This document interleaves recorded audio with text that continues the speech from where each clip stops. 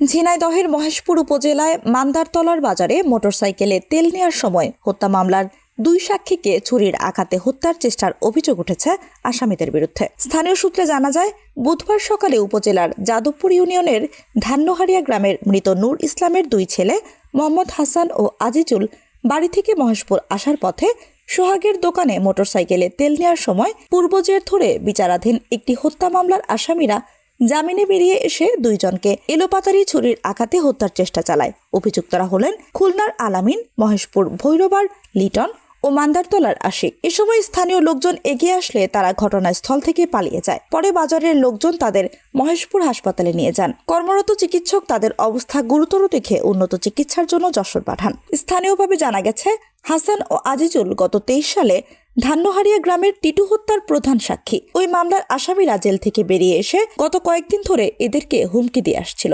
বুধবার পরিকল্পিতভাবে এই ঘটনা ঘটিয়েছে। মহেশপুর থানার এসআই আসাদ জানান, ঘটনার প্রাথমিক তথ্য আমরা পেয়েছি। ঘটনা যারা ঘটিয়েছে তারা টিটু হত্যার আসামি। এ বিষয়ে আইনগত ব্যবস্থা নেওয়া হচ্ছে।